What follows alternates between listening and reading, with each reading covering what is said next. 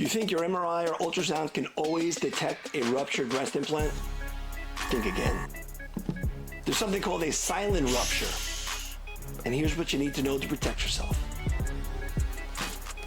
Most women don't even know their breast implant is ruptured. There's no swelling, there's no pain, just silence. But in that silence, your body may be screaming for help. Before moving forward, I want to clarify some terminology. Whenever a doctor looks at a test and checks its efficacy, there's two phrases we go by: sensitivity and specificity. These two terms are very confusing, and the easiest way to think of them are in terms of a pregnancy test. So a pregnancy test with a high sensitivity will catch all real pregnancies. A pregnancy test with a high specificity will prevent any false alarms. In the realm of breast implants, a test that is highly sensitive will detect all breast implant ruptures. A test that is highly specific will detect all implant non-ruptures. So ideally, we would want a test with a high sensitivity so we detect all ruptures, and a test with a high specificity to detect all non-ruptures. Now that we get that, let's apply this to the imaging that's available for breast implants. The MRI. The MRI has a very high sensitivity, 94 to 100%, which ensures most ruptures are detected. It has a moderate specificity, 85 to 90%, meaning there is a small risk of false positives. For the ultrasound, sensitivity is lower. That's 71 to 92%. So it may miss some ruptures. Specificity is 85 to 93%, which is comparable to the MRI, meaning it's good at ruling out ruptures when none are present. Mammograms are limited and not really used for this purpose. CAT scans are generally not used because their sensitivity is lower than an MRI, and it has radiation as well. Without insurance, an MRI can cost between $1,000 and $3,000. An ultrasound probably costs between $200 to $300. If you have saline implants, imaging usually is not necessary because if there is a rupture, it's usually quite obvious when the implants actually deflate. The FDA recommends an MRI 3 years after implant placement and then every 2 years thereafter.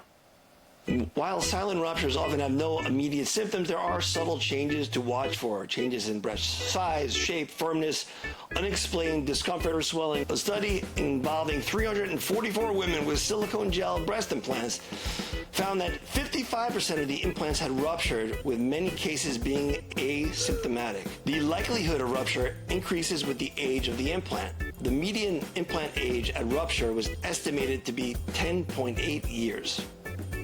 Rupture rates can vary depending on the manufacturer and implant. For example, some studies have reported 10-year rupture rates ranging from 8.7 to 24.2%. Implants are not designed to last a lifetime, but they do not come with a fixed expiration date either. The need for replacement is usually based on complications or personal preference. The average lifespan of an implant is 10 to 15 years. Many patients keep their implants for even longer if there are no issues. In the old days, breast implants, especially silicone implants, were not as durable and more prone to complications like rupture or leakage over time. This led to the idea of the 10-year replacement rule. Modern implants are made with improved materials, significantly increasing their lifespan. So the 10-year rule is actually a statistic and not so much a rule. So when you hear about 10 to 15 years lifespan, that's actually talking about the most common time an implant's going to have a complication, whether it's a rupture or a capsular contracture.